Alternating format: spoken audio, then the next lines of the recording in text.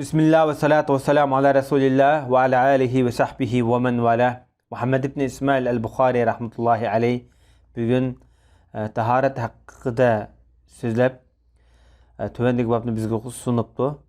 Yani iki kış üstüde taharet kılış, yak taharet kılgan kişi hakkında.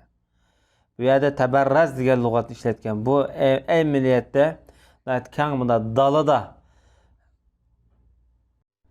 taharet kılış kadimde umumlaşqa avval boğaçqa muş lügatni işletken emniyette bu söz mine kâng yoruk dala degan mezmundaki gepemde. Yoki dalı faaliyet kıldı degan mezmunda işletildi. Bu keyingi mezgillerde istimal ma'nisi yani taharet kılış, hacet kılış degandek ma'nilerde işletilgan. Bu yerdagi libnateyn degan ikki qish degan bo'ldi. Bu qishniki pish qishni ko'rsatmaydi, bu xam kesakni ko'rsatdi bizning yezi sahrolarimizdagi. Shu qilib qo'ydigan shu qishni ko'rsatdi. Ayni vaqtida o'silish uchun ham arablar Madinada mushu qishni qo'yib, shundan uyasi kerak. Bu 145-numurli hadisda İmam Buxoriy rahmetullohi alayh bizga Abdullah ibn Yusuf degan kishi hadis so'zlab bergan edi deb shundoq deydi. Abdullah ibn Yusuf at-Tanisi nomi bilan boshda o'tgan. Bu zot deydi bizga Malik xabar berdi dedi. İmam Malik rahmetullohi alayh shu. Bu kishi Yahya ibn Sa'id al-Ansari bu kishidan rivoyat qilyapti. Yahya ibn Sa'id degan kishi, ya'ni Yahya ibn Sa'id al-Qattan degan bir kishi bor. Lekin bu oldidagi 3 raviyning tarjimali boshdan chiqdim. Tekrar holatda o'tib bo'ldi o'g'ay. Bu kishi hamda Muhammad ibn Yahya Habban degan kishidan rivoyat qilyapti. Bu zot bo'lsa hamda o'zi Ansarilarniki shu Bani Najjar jamoatiga tutishadigan odam bo'lib, Payg'ambar sollallohu alayhi vasallamniki masjidida bu odamniki maxsus dars o'qitadigan bir supsi halqisi bo'lgan ayni vaqtida. Demak, Madinaning doniq olimi deyishki bo'ldi.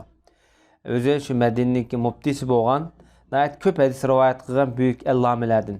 121-yili Madinada o'lib ketganligi tarix kitoblarida xotirlangan. Bu Muhammad ibn Yahya degan kishi o'ziniki tog'asidan hadis rivoyat qilyapti bu yerda. Tog'asi bo'lsa Vasi ibn Habban degan kishi shu. Vasi ibn Habban. Demak, undaqda bu kishi o'sha Ansarilarning Bani Najjar jamoatidan deyishki bo'ldi. O'zini ishonchli kishilardan. Bu kishi haqida xilma-xil qarash var. Bir qism kishilar bu sahobiy edi, kichik sahobiy edi deganlar bo'lgan. Bir qismlar yo'q, bu tabiin. Buning dadisi Habban o'zi sahobiy edi deb qarg'uvchilarmi bo'lgan. Muhimi hamda hadis ilmi jihatda ishonchlik degan bahoga erishgan, buni ayt muhim baho hamda. Bu zot Abdullah ibn Umar radhiyallohu anhu rivoyat qilyapti. Umar ibn Xattobning o'g'li. Hamda Abdullah ibn Umar da'vatida bu mazmunni Vasi Abdullah ibn Umarning deganligini bu yerda hikoya shaklida da'vatida. Abdullah ibn Umar manda da'vat qilgan, yoki manda deydigan edi. Bir qism kishilar deyapti deydi. Sen taharat qilmoqchi bo'lsang, mayli cho'ng, mayli kichik taharat qilmoqchi bo'lsang, qiblaga oldingni qilma, keyin Baytul Maqdisga oldingni qilma deb mushtadu deyapti. Taharat sunduğa vaqtida qiblaga qarama demakchi. Ya'ni bu yerda yana bir iboratni qo'shabda Baytul Maqdisga unda qilma debdi deydi. Chunki Baytul Maqdis Kabe Baytullahga qarashdan burun Baytul Maqdis musulmonlarning namoz o'qiydigan birinchi qiblasi edi. Abdullah ibn Umar yana mundaq deydi. Gapni bir deb bo'lib, buni inkariy shaklda demakchi. Bir kuni bizning uyimizning o'g'isiga chiqqan edim deydi Abdullah ibn Umar. Payg'ambar alayhisolatu vasallamning ikki qishning ustida Baytul Maqdisga oldin qilib taharat sundug'anligini men ko'rgan edim deb.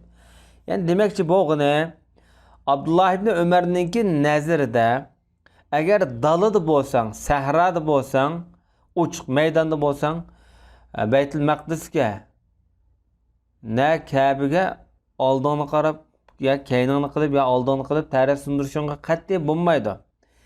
Biroq bunda uyning ichida o yılning ichida tam 90 bayat bo'lib qolsa, bu bo'ladi degan qarashni yakuni bermoqchi. Endi Abdullah ibn Ömer Peygamber sallallohu alayhi vasallamniki ayoli Hafsining inisi bo'ladi. Bu avval nerede yüz bergen degende hepsinin öğünün ögüsü yüz bergen. Şu öğüdü yüz bergen hem de. Şu ögüzü çıksam Peygamberimizin açta təhərət qılıb atqanlığını mən kögəndim deyib. Açısının ögü kəgə vaxtıda, çigə vaxtıda boğa əvalğa bu hem de adette. Hem de Abdullah ibn Ömer atayın hem Resulullah'ın əvirtigə o əvalğa qaraş üçün çıxmıqan.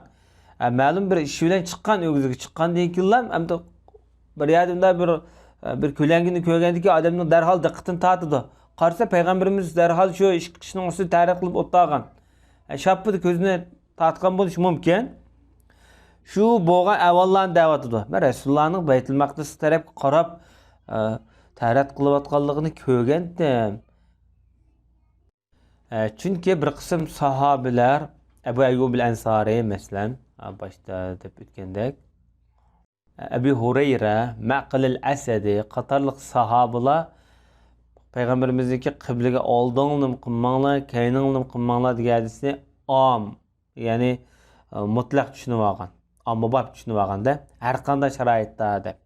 Ama Abdullah ibn Ömer'ninki nezirde bu dalı qartılığa da Mavi Resulullah'ın kılmış arkalık av hadisi düşündüymekçi, tefsir kılmakçı bulavatıdı.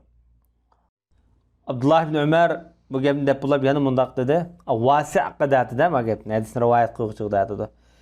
Belki sen şu qo'sqa bilan qo'sqa bilan yo'tsin chaplab namoz o'qiydigan Allah qatoridan ekansan-da deb shunaq debdi. Vasi javob berib, "Ezbray xudo bilmaymi juma?" deb nayt salmoq javob berdi. Endi Abdullah ibn Ömer'ning bu digini nima digini bu kinoya qilyapti.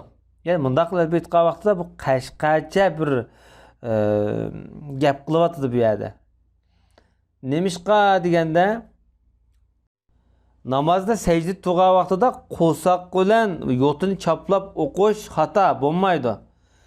Yani sen bir sünnetni bilmaydigan bir o'xshamamsa deb kishiga bir kinoyalik holatda gap qilyapti.